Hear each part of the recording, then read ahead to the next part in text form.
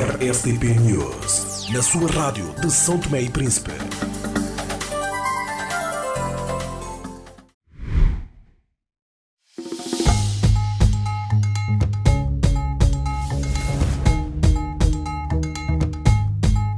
Ao longo de 35 anos, a CST cresceu com e para as pessoas. Celebramos uma história marcada pela inovação e pela evolução tecnológica. O nosso sucesso é partilhado por todos. Juntos, construímos um futuro promissor. Olhamos para o futuro com otimismo, comprometidos em continuar a inovar e a servir o nosso país. 35 anos, CST, somos nós. Obrigado por fazeres parte da nossa história. És uma mulher empreendedora santomense com um negócio há mais de 18 meses? Chegou a tua oportunidade de crescer e superar desafios tanto no teu negócio como na tua vida pessoal. O programa Rise Up chegou a São Tomé e Príncipe para apoiar mulheres como tu a alcançar novos patamares. Na Rise Up vais encontrar formação prática que te vai ajudar a gerir o teu negócio com confiança e a crescer como pessoa. Mentorias com profissionais experientes e empreendedoras que já passaram pelos mesmos desafios que tu. Uma rede de apoio para partilhar e crescer em comunidade e oportunidades com impacto para transformar o teu negócio e a tua vida. As inscrições estão abertas até 2 de março de 2025. Não deixes passar esta oportunidade de transformar o teu negócio e criar impacto na tua comunidade. Segue-nos nas redes sociais da Acelera Agro. Para mais informações, contacte-nos através do e-mail info@aceleraagro.co.ao e faz a tua inscrição agora. Rise Up. Mulheres a liderar o futuro hoje. Vamos então à análise dos temas da semana. Carlos Semedo, eu começo consigo. O governo referiu claramente no comunicado do Conselho de Ministros e o ministro do Estado da Economia e Finanças, Gareth Guadalupe, veio reafirmar publicamente. O próprio primeiro-ministro voltou a reafirmar na última sexta-feira que o governo está a rever os contratos do aeroporto e relativo ao setor da energia, contratos estes firmados pelo governo anterior com a empresa turca, Tesla STP, assinalam, acima de tudo, a necessidade de revogar ou de retirar cláusulas lesivas ao Estado são-tomense. Entretanto, ninguém revela que cláusulas são essas, que questões são essas. Alegam, pelo menos o ministro das Finanças alegou que faz isso ou não revela essas cláusulas em respeito ao investidor turco. O governo está a agir bem, revendo estes contratos e não anunciando ou não divulgando que cláusulas lesivas são essas que foram aceites e acordadas pelo governo anterior e também por muitos dos ministros que ainda fazem parte do atual governo? Obrigado, Josimar. Está a agir bem e mal. Está a agir bem quando anuncia que está a rever os contratos. Este é o direito que este governo tem de mandar rever pelos seus juristas e, sobretudo, como reafirma, como o Josimar afirma, o Ministro das Finanças e da Economia vem claramente anunciar que esta concessão, os acordos firmados pelo governo Patrício, têm cláusulas altamente lesivas para o erário e para o interesse público nacional. Isso é um bom princípio, é salutar. Está a agir mal quando vem dizer que não revela por causa dos interesses ou da proteção dos interesses da contraparte. Isso é incorreto. É incorreto. Muito incorreto, porque todos os contratos, Josimar, todos os contratos, são de natureza e ordem pública. O governo não pode vir dizer que o contrato não é privado ou que o contrato não deve e não pode ser divulgado. Não há possibilidade de não haver transparência. Até porque o que o governo deveria começar por fazer não era só uma questão de rever os contratos que têm esse direito, Josimar. Inclusivamente pode fazer cessar, se entretanto encontrar uma lesividade superior ao benefício, não é? Resgatar a concessão, está nesse direito, por argumentos jurídicos, indemnizando ou não, se houver lugar a isso, se não provar que há ilegitimidade ou ilegalidades cometidas também e aceites pela contraparte. Portanto, nesta parte está a agir mal, até porque há uma coisa que todos nós sabemos, não é só o facto de virem dizer que o Presidente da República não tinha conhecimento dos contratos assinados pelo governo Patrício com os turcos, é porque estes contratos, Josimar, têm que ser publicados em Diário da República. Depois de terem sido visados, depois de terem sido aprovados pelo Tribunal de Contas. Ora, este governo, enquanto revê as suas próprias cláusulas, deveria mandar o contrato também para o Tribunal de Contas, para que o Tribunal de Contas, que é a única entidade com a competência constitucional e jurídico-material para dizer: ouça, isto está de acordo com o programa financeiro, isto não é lesivo para o interesse do Estado e, portanto, obedece às regras internas e internacionais dos concursos. Mas quando o próprio governo, antes mesmo do Tribunal de Contas, antecipa isso, afirmando categoricamente que há cláusulas lesivas ao interesse do Estado de São Tomé, isto dá indícios de que, de facto, estarão lá coisas altamente graves para terem sido feitas por um governo legítimo de um Estado? E não duvido que possam estar coisas altamente lesivas. Eu vou-lhe dar um seguinte exemplo. Mesmo dos tempos da técnica do governo Patrício, ou do Sr. Varela, ou do Sr. Elísio, redigirem os contratos. Eu conheço o contrato de 2010 ou 2011, vocês já não se lembrarão dele, que deu a concessão à Sonangol da exploração, que isto é muito velho já, do aeroporto e também do porto. Uma das cláusulas, Josimar, dizia tão só o seguinte, que a Sonangol compensaria São Tomé e Príncipe com 5% do resultado, veja só, do resultado líquido da exploração. Ora, e aquilo era um contrato de 5 milhões ou de 7 milhões. Ora, nunca iria beneficiar o governo de São Tomé e o povo de São Tomé, porque eles nunca iriam apurar resultados líquidos da exploração.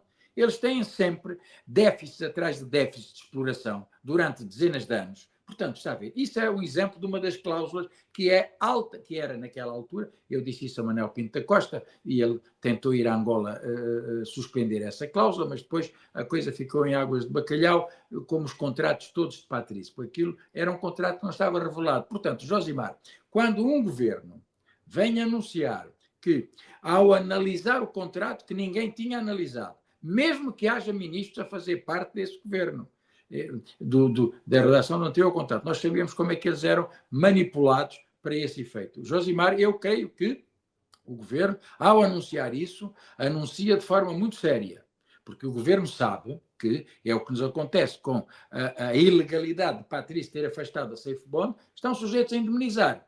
E se o governo não tem razão no que está a dizer, pode estar sujeito a indemnizar o acionista turco ou a empresa turca. Portanto, agora, não se trata de ser muito antes ou não. Este contrato, Josimar, nunca será legítimo, mesmo aprovado por esse novo governo, se não tiver o visto, e tinha que ser visto prévio do Tribunal de Contas para estar em vigor, e sabemos que Patrício não pediu ao Tribunal de Contas, escamoteou a questão do Tribunal de Contas, e, por outro lado, tem que estar publicado em letra de lei para poder valer.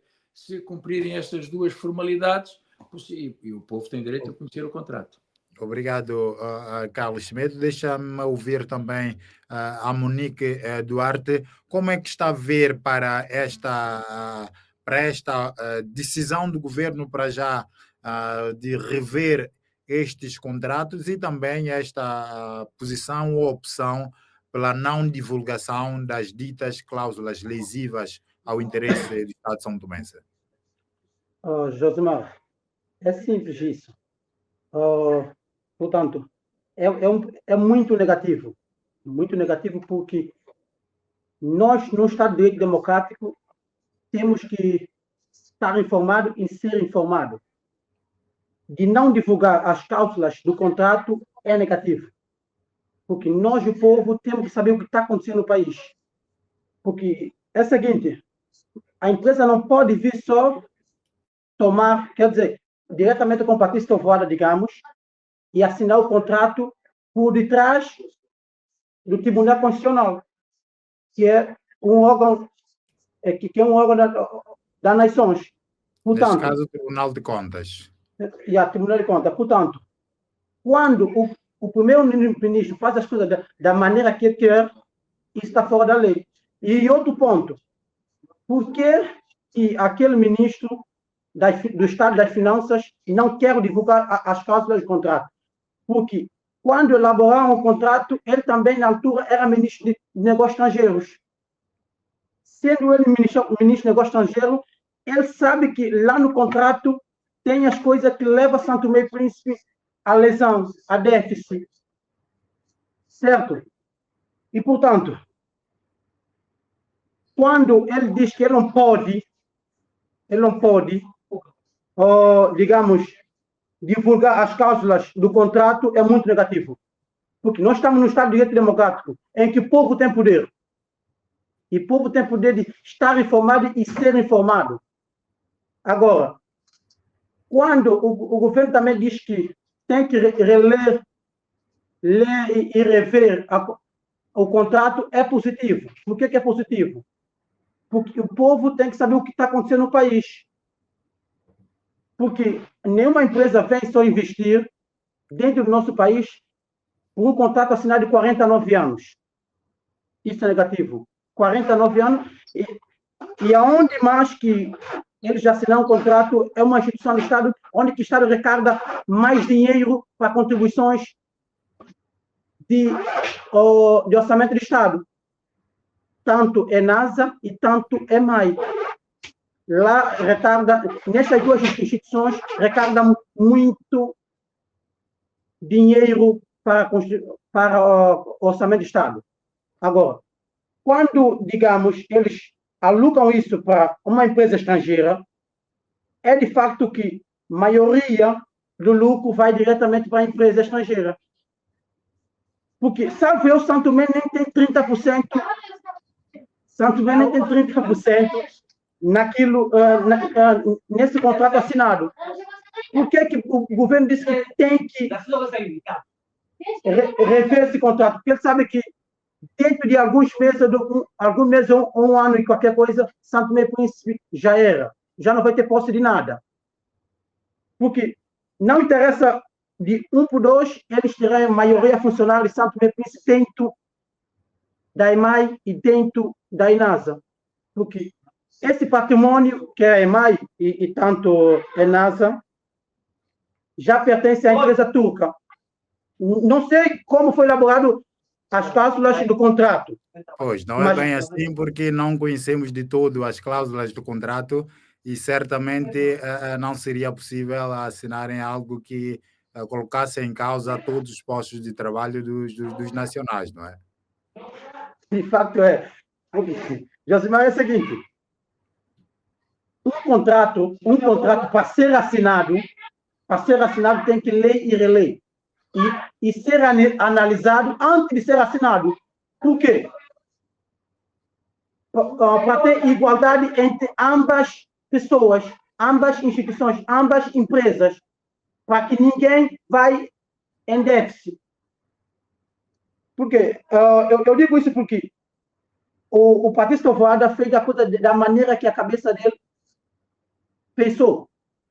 Porque ele poderia, primeiramente, levar esse caso para ver, para a Assembleia, para ser discutido, e levar também o próprio contrato, para ver se aprova ou não. Independentemente que ele tenha maioria, que ele tinha, ele já não é meu ministro, mas que ele tinha maioria absoluta com 30 deputados por aí.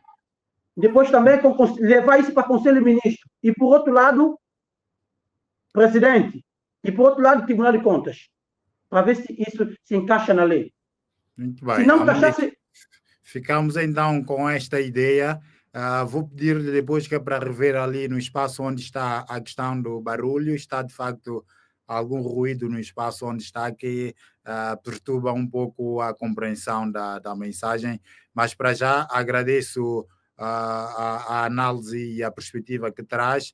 Yoavi dos Santos, como é que vê também para esta situação, a decisão do governo? E eu acrescento aqui outro elemento que tem a ver com, se bem que isso foi um assunto já analisado na edição anterior, a anulação das taxas aeroportuárias, mas agora nós questionamos ao primeiro-ministro sobre esta decisão, sobre a questão do reembolso das verbas cobradas alegadamente e pelos factos através de uma resolução ilegal, se estes valores seriam reembolsados ou não aos passageiros, o que o primeiro-ministro diz que para já não é esta a opção do governo, os valores não serão reembolsados, mas serão sim canalizados para investimentos inicialmente previstos quando foram arrecadados. Por isso quero também ouvir a vossa opinião quanto a esta decisão do governo. Deveriam ou não ser devolvidas os valores cobrados por uma resolução considerada ilegal? Está sem som, Yoavi, não sei por que motivo. Agora fechou o microfone, agora sim. Vamos Agora já me ouve, Agora sim, perfeitamente. Ora bem, muito obrigado mais uma vez, eu peço desculpa aqui por esta oportunidade para estar aqui hoje mais uma vez para analisar este assunto, não é? Que já tem dado algum pano para manga. Ora bem, antecipando aqui os meus colegas, creio que muitas coisas foram ditas. No que se refere às cláusulas, já muito se disse e nada foi esclarecido, apesar de eu achar que os argumentos do ministro fazem algum sentido, porque se a ideia é cumprir o contrato, ou que isto foi contratado com a outra empresa, faz sentido e é inteligente guardar o bom nome da outra parte, não é? Porque estamos a falar de relações institucionais, relações com a empresa que o governo não quererá deixar cair o contrato, não é? Mas Joava, até que ponto isto faz sentido quando, por exemplo, como disse aqui Carlos Semedo, os contratos são públicos e parte do princípio que ambas partes estão de boa fé? Por que tem de haver segredo numa questão? É assim, o que disse o nosso querido Carlos faz todo sentido. É verdade que os contratos são públicos, mas também na semana passada nós falámos aqui da questão do bom nome, da outra parte. Eu acho que se até agora o governo não tornou público o contrato, não é?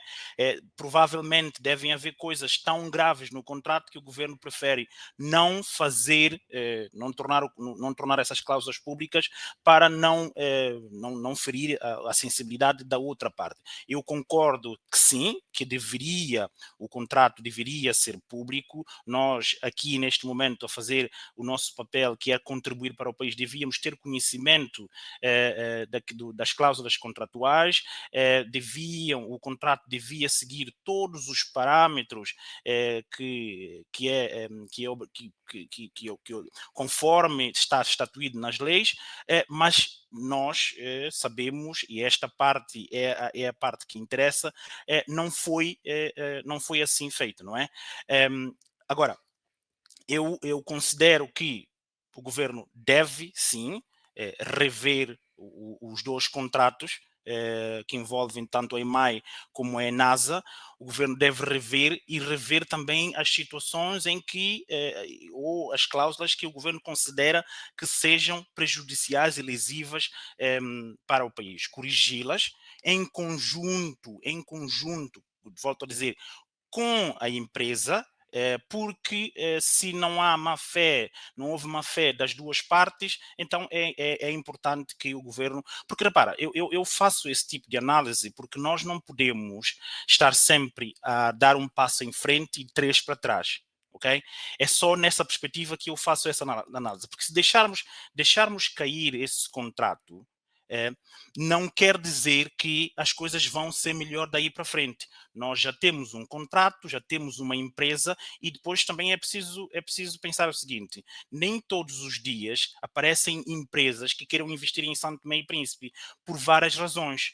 Por várias razões. E uma destas razões são esses motivos também explicam um pouco porque que as empresas não vêm para Santo Tomé e Príncipe para investir. E depois é necessário também proteger os poucos que já vêm para investir no país. Portanto, não é a decisão mais correta.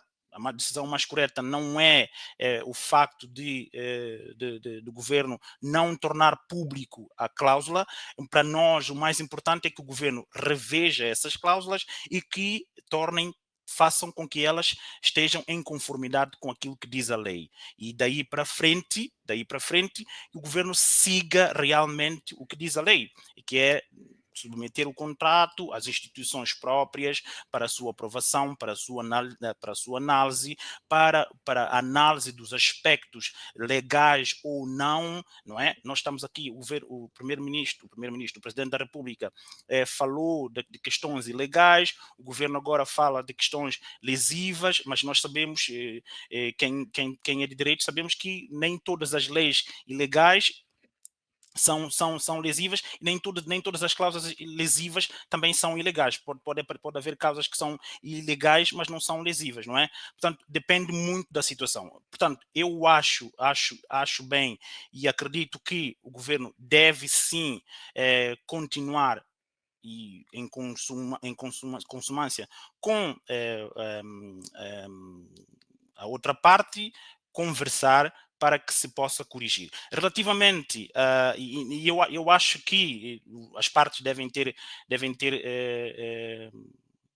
numa das cláusulas, devemos estar aqui para proteger também as partes, uma situação de divisibilidade do contrato que permite que, se uma das cláusulas forem inválidas ou ilegal, faça com que o restante contrato portanto, continue em vigor. Portanto, deve haver essa vertente nesses 2 contratos que foram assinados. Portanto, relativamente à taxa em si, eu já fiz referência, já dei a minha opinião. Eu acho que ela deve ser revista para o interesse, para a proteção do interesse público, com especial atenção, principalmente na questão no que toca à travessia ou à ligação entre as ilhas, portanto, Ilha do Príncipe e as pessoas do Ilha do Príncipe também. Portanto, porque se nós queremos investir no turismo, só fazer essa menção aqui, é necessário que realmente, se nós realmente queremos afastar o turismo de massa, é necessário que a taxa que hoje em dia se pratica possa ser melhorada.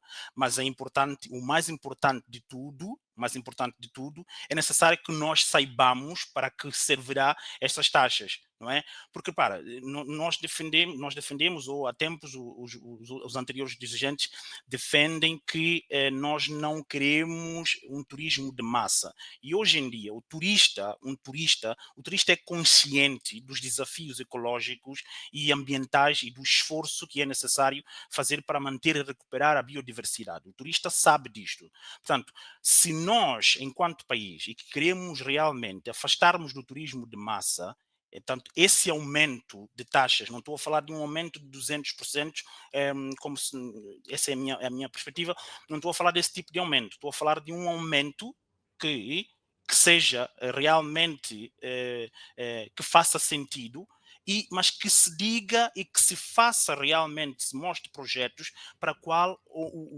essas taxas serão Mas, Yoav, aplicadas. deixa-me perceber, sobretudo, quanto à decisão do governo para já de não devolver os valores arrecadados até então, quando a resolução que instituiu aquelas taxas ou aqueles aumentos é considerada ilegal. O próprio presidente da República disse claramente que não promulgou o decreto de lei através do qual deveriam ser criadas aquelas taxas, e foi feito através de uma resolução, quando no nosso quadro legal, no nosso ordenamento jurídico, isto não é possível. Acha que o governo está a agir bem?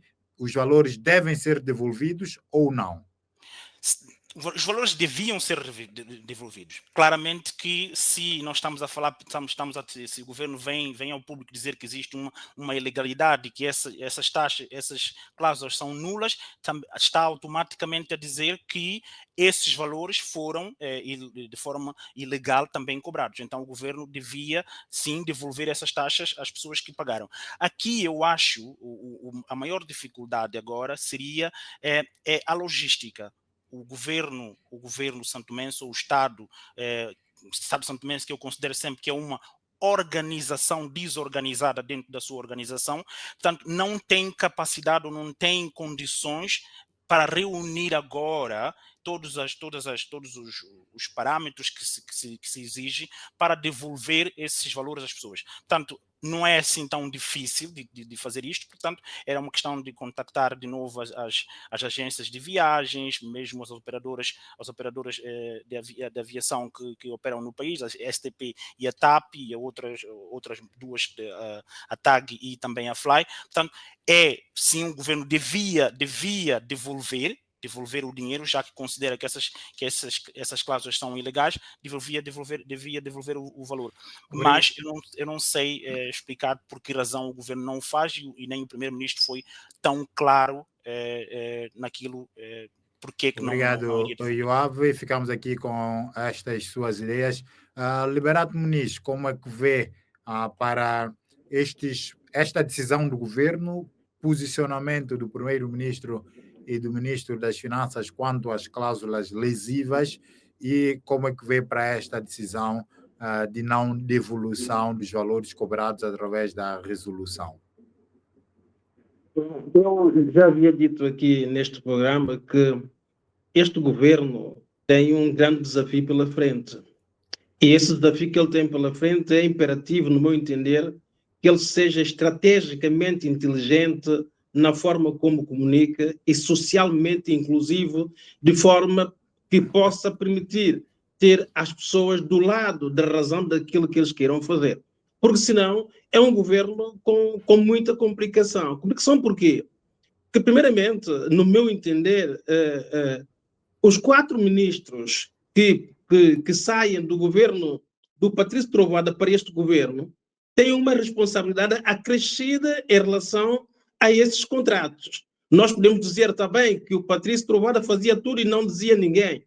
Mas também, se nós que somos publicamente, que não somos do governo, sempre viemos publicamente reclamar esses contratos e tentar saber o que é que se passa, então, no mínimo, esses membros do governo, mesmo havendo discordância lá dentro, tinham que ter pressionado de uma forma gritante o primeiro-ministro, no sentido de saber efetivamente o que é que se passa. E eu entendo que já era tempo destes membros ou alguém porta-voz do governo explicar à população efetivamente o que é que se passou e como é que esses elementos se encaram esse problema neste momento, quando eles fizeram parte do governo anterior, que tinham este contrato em que todo o São Tomé e Príncipe, dentro e fora, reclamava por esse contrato. Então, eu acho que este é um ponto muito importante. Depois, há outro ponto importante, que é o seguinte. O contrato do Tesla, mesmo que se diga que é lesivo ou não, aos olhos da população de São Tomé e Príncipe, o que eles estão a ver é que nós temos energia. Ou seja, o fator energia aqui, nesse momento, é muito importante. Então, mais uma razão para que o governo, estrategicamente, saiba lidar de forma delicada com esse projeto. Porque nós, nos próximos tempos, perder energia pode ser grave para São Tomé e Príncipe. E depois, nós vimos que o próprio primeiro-ministro, ainda ontem, veio dizer que as máquinas não estão com manutenção suficiente e que nós corremos o risco delas não estarem funcionando daqui a pouco tempo. Então, é preciso explicar muito bem às pessoas isso, para que se amanhã viermos a ficar sem energia, como temos hoje, a população possa compreender e entender exatamente as razões por quê. Então, é preciso que o governo tenha muita sensibilidade nesse sentido. Agora vejamos, qual é o problema grave que nós temos? O problema grave que nós temos é que o governo do ADI, do Patrício Trovoada, é que também faziam parte esses 4 elementos que agora continuam. O que é que eles fizeram?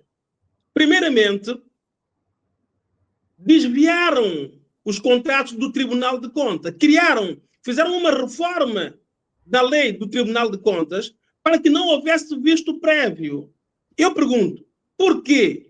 E é preciso que esclareça isso com urgência. Ou seja, se nós temos hoje contratos lesivos ao país, nesta dimensão que se fala, então quer dizer então que na altura, quando se alterou a lei do Tribunal de Contas, se alterou propositadamente para que se pudesse fazer aquilo que se quisesse. Então, mais uma razão para dizer que este governo tem que conseguir nos explicar a todos os santomenses o que é que aconteceu efetivamente e por que é que isto aconteceu, para que nós possamos dizer, então, muito bem, vamos fazer marcha atrás e vamos retificar. Agora, como retificar? Como retificar? Eu julgo que, para retificar, o governo disse uma coisa, como disse o Dr. Castro Medo, certa. É anunciar que tanto Tesla como a empresa do aeroporto aceitaram renegociar os pontos deste contrato. Mas o governo disse mais. O governo disse que estava a renegociar os pontos lesivos. E o governo tudo disse, quer dizer que eles partem do princípio que esse contrato é lesivo ao país. Então, se este contrato é lesivo ao país, nós não temos conhecimento. O Tribunal de Contas também, na altura, não teve conhecimento, não sei se já tem conhecimento integral daquilo que é o contrato. Eu julgo que, como disse o Dr. Castro Medo, volto a repetir, que uma das primeiras coisas era tornar este contrato público. Por quê? Porque nós temos que ter a consciência daquilo que efetivamente foi assinado, para nós sabermos efetivamente o que é que este governo vai negociar e até que ponto, a que parâmetro nós teremos um melhor contrato a seguir. Porque senão, nós dizemos, então o que é que o governo negociou? Veja só, segundo consta, neste contrato, São Tomé e Príncipe fornece à empresa turca todo o combustível. Eu pergunto, será que umas máquinas que custaram cerca de 11 ou 12 milhões e umas obras que se fez no edifício da EMAI, imaginemos que todo esse investimento é um montante de 20 milhões. Será que compensa São Tomé e Príncipe gastar cerca de mais de 20 milhões todos os anos a fornecer combustível a esta empresa e ela continuar a ter lucros? Eu pergunto, será este o ponto que o governo diz que é um ponto muito lesivo? Ou qual é o montante, então, de lucros que se paga a esta empresa? Dizia-se que essa empresa não pagava nenhum imposto, tinha tudo livre, fazia transferências em euros e por aí fora. É verdade ou não é verdade? Então, eu julgo que o governo tem que ter muita calma, muita paciência e para nos explicar exatamente o que é que está a acontecer, para que nós possamos, efetivamente, acompanhar e acreditar que aquilo que o governo diz é verdadeiro. Porque qual é o problema de São Tomé e Príncipe? É que ninguém acredita em ninguém. Mais ainda quando nós não temos dados factuais. Se eu não conheço o passado, então eu não posso prever o futuro. Então, eu lanço aqui esse repto. Eu sei, e é quase cultural em São Tomé e Príncipe, não é por serem ministros, não é por eles serem ministros hoje, mas em São Tomé e Príncipe, 99,9% dos santomenses da administração pública não conhecem os projetos, não conhecem a empresa em que eles estão lá a trabalhar e têm medo de criticar e só depois de sair de lá o ministro ou sair de lá o diretor é que eles dizem eu nunca concordei com isso, que isso estava errado. Isto não pode continuar. Então, é preciso definir as cláusulas, definir tudo para que, efetivamente, as coisas possam ser feitas. Em relação, por exemplo, às taxas aeroportuárias, a devolução ou não. eu julgo que se, e o Dr. Castro Semedo, como jurista, poderá depois nos dizer isso em parâmetros legais. Se a lei foi ilegal, se aquilo que se fez é totalmente legal, eu julgo que deve ser pura e simplesmente devolver aquilo que se cobrou às pessoas. Ou senão, as pessoas devem colocar um processo junto às empresas que cobraram o dinheiro para rever o seu dinheiro. E, a partir daí, desencadear um processo jurídico no sentido de o resolver. Eu sei que é complicado para o governo, porque esse dinheiro que se já entrou, o dinheiro que entra no cofre do Estado em São Tomé e Príncipe, dificilmente volta a sair, porque nós não temos dinheiro, mas é uma questão de princípio. É uma questão de princípio. Se a lei é ilegal, se o Presidente da República não promulgou esta lei, e se este governo chega à conclusão que esta lei efetivamente prejudicava, e nós ouvimos, e é isso que é a grande aberração, que é preciso ouvir precisamente as pessoas que fizeram parte do anterior governo. É que eu ouvi uma reportagem, tanto da Rádio Somos Todos Primos, como da TV, ou seja, da RTP, que dizia que o turismo caiu 80% em São Tomé e Príncipe depois da aprovação dessa taxa. Eu pergunto, em São Tomé e Príncipe, com juristas tão conceituados, com membros, com pessoas tão conhecidas dentro do governo, não houve nenhum estudo antes da aplicação dessa taxa? Não se sabia que isso poderia trazer grandes consequências? Então, eu acho que isso deve ser explicado. E outro ponto muito importante que o governo deve explicar, no meu entender, a duplicação da taxa para 2 pés, para ser entregue uma parte grande do dinheiro, mais do que o segundo pé, a empresa que devia investir no aeroporto de São Tomé e Príncipe, ou seja, nós é que íamos pagar o investimento para essa empresa poder funcionar em São Tomé e Príncipe, tem que ser explicado. Nós temos que conhecer efetivamente a razão por que um Estado legítimo, um governo legítimo, tira dinheiro do seu cidadão para dar uma empresa estrangeira para poder investir em São Tomé e Príncipe. Isso tem que ser explicado, porque se este governo não conseguir explicar, fica uma outra interrogação gravíssima para a estratégia que esse governo eventualmente queira implementar. Por isso eu julgo que este governo tem que ser estrategicamente inteligente em tudo quanto tiver que fazer, mas particularmente na comunicação com a população. Porque se esse governo não conseguir comunicar bem com a comunicação, com a população, pode ter os dias contados, que não é bom. Porque o que nós queremos aqui é que o país funcione. Então, eu peço ao governo e ao primeiro-ministro humildade suficiente, não se sintam melindrados por nada. Toda a gente quando estão no poder, é de forma passageira, mas que deste tempo passageiro, que tentem fazer o seu melhor, com rigor, com seriedade e com frontalidade. Obrigado, Liberato Muniz. Deixa-me só voltar ao Carlos Semedo para perceber também a sua opinião quanto à questão da devolução ou não dos valores cobrados durante e até agora, não é, a vigência da tal resolução considerada ilegal pelo Presidente da República, sobretudo, mas também por muitos juristas. Muito obrigado, Josimar. Um pequeno hiato e um pequeno parâmetro, se me permite. Arquiteto Liberato e os outros que se pronunciaram, é o seguinte: eu fui informado por uma pessoa com conhecimento de causa de que aquilo que é o chamado alegado investimento na EMAI não é investimento nenhum. A despesa diária mensal que São Tomé tem com a produção da nossa energia, Arquiteto Liberato, é de cerca de 550 ou 530 mil euros mensais. E as máquinas não são, nem pertencem, nem vão pertencer à EMAI ou ao Estado de São Tomé. Aquilo é um contrato de comodato, isto é um contrato de mero aluguer.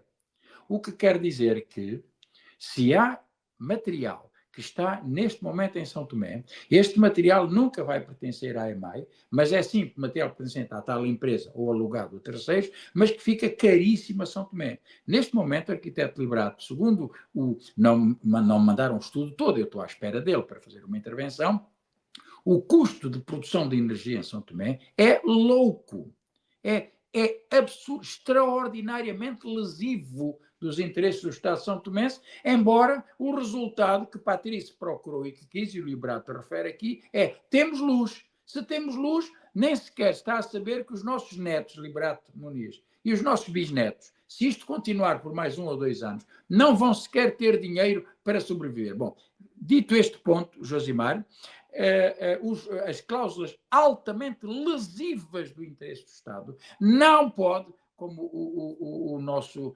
comentador que está na Alemanha, eu peço perdão por não me estar a recordar o nome, porque ainda é muito cedo, amiga mamãe, mas, ouça, não se trata aqui de defesa de bons nomes, não pode haver esse tipo de argumentos. Há cláusulas lesivas, elas têm que ser publicitadas e nós temos que os conhecer.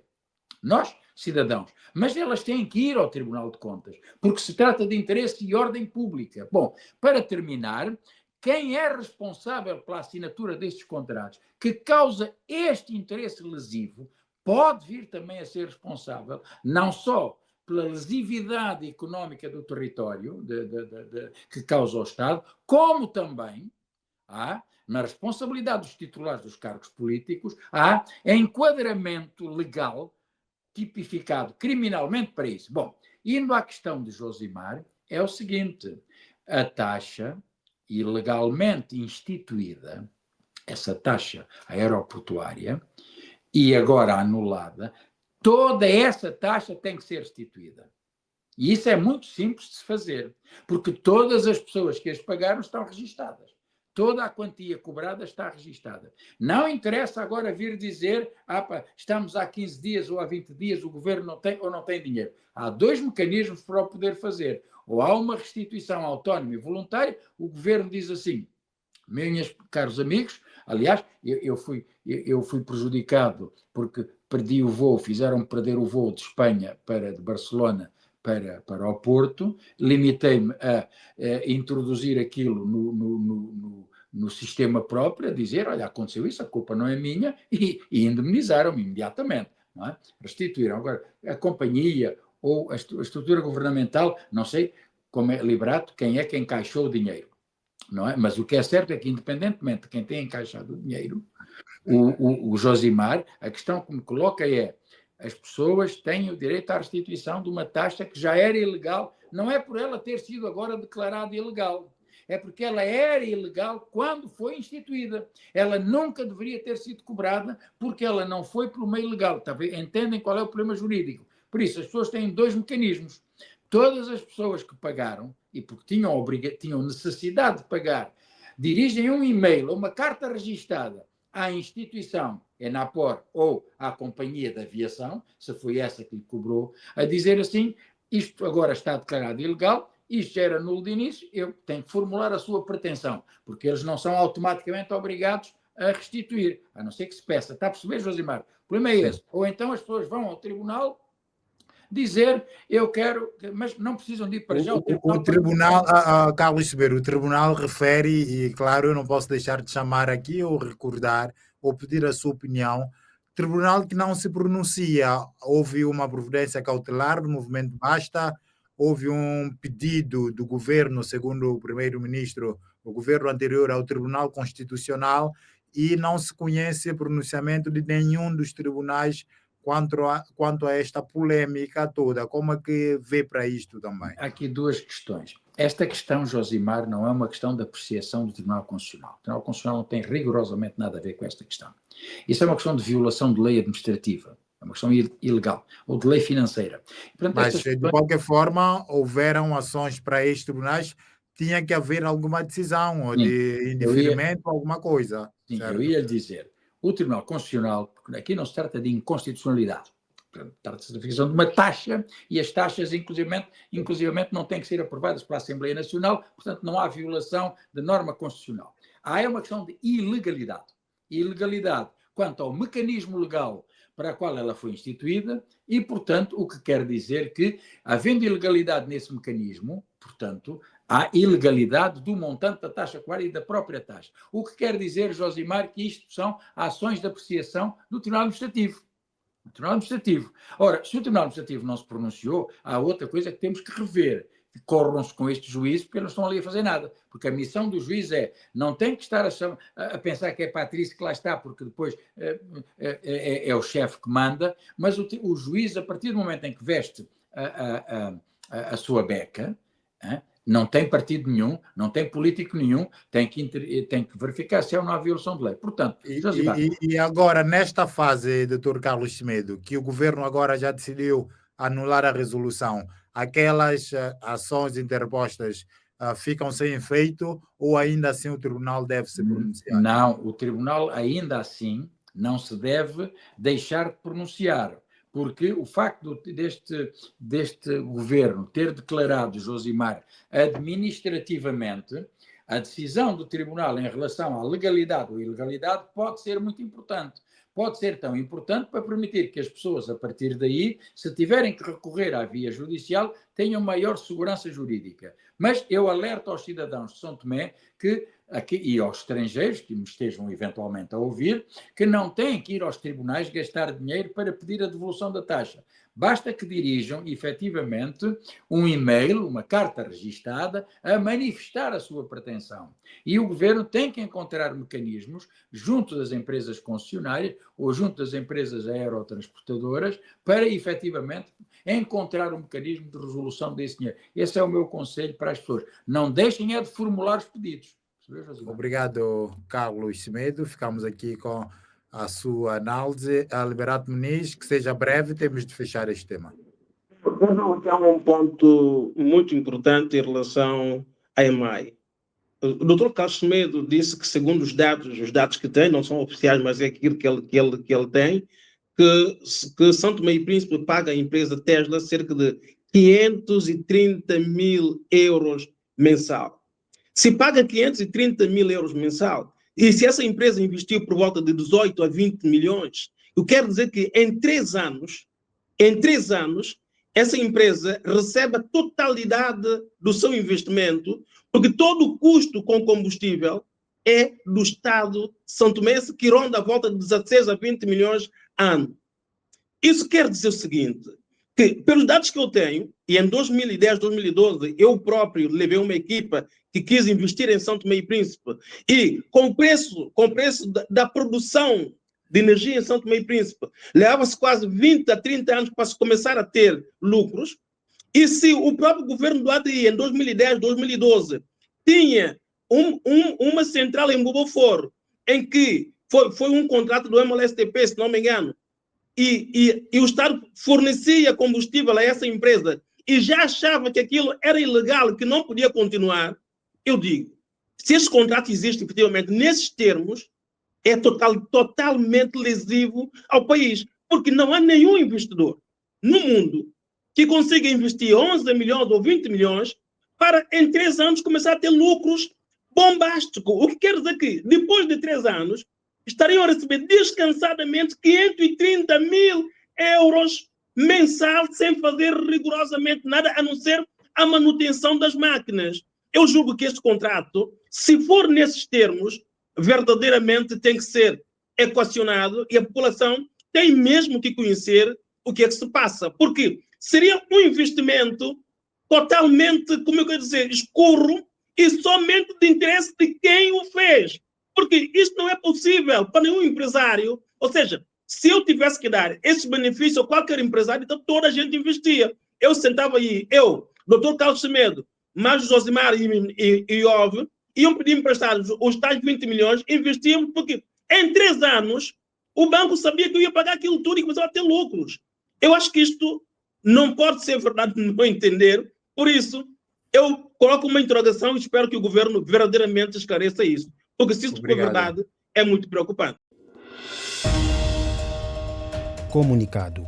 No âmbito do processo de aligeiramento dos requisitos de licenciamento de casas de câmbio e instituições de pagamento para entidades nacionais, que teve seu início em junho de 2023, visando promover o acesso ao mercado de pagamentos e cambial em São Tomé e Príncipe para entidades que se pretendem formalizar, o Banco Central de São Tomé e Príncipe, enquanto autoridade de regulação do sistema financeiro nacional, vem aligeirar uma vez mais e durante o período de 12 meses alguns requisitos em termos de documentação exigida. Nestes termos, são aligerados os requisitos previstos nas alíneas D, H, I e J do artigo 4º da NAP 5/2020, Constituição e autorização das instituições de pagamento e operadores do sistema de pagamentos, nas alíneas A e B do número 1 e do número 2 do artigo 4º da NAP 2/2007, norma sobre qualificação de administradores, bem como nos artigos 4º, 10º e 11º da NAP 24/2009, Regulamento de Casas de Câmbio. Concurso público para alienação de bens móveis e imóveis, incluindo semoventes. Edital número 1/2024. A Sonangol São Tomé e Príncipe, matriculada no guichê único para empresas na cidade de São Tomé, sob o número 3027/2014, com o NIF 517 252 e 115, com sede na Rua da Guiné, cidade de São Tomé, torna público para conhecimento dos interessados a realização de concurso público para a venda de bens patrimoniais, incluindo imóveis, equipamentos e semoventes, conforme as condições estabelecidas neste edital. Primeiro, objeto do concurso. O concurso tem por objeto a alienação dos bens listados no anexo 1, lista de bens e condições detalhadas deste edital, compreendendo bens imóveis localizados no território da República Democrática de São Tomé e Príncipe, equipamentos diversos conforme a especificação e estado descrito no anexo 2, especificação dos bens, incluindo fotografias de bens imóveis e dos semoventes. RSTP News, na sua rádio de São Tomé e Príncipe.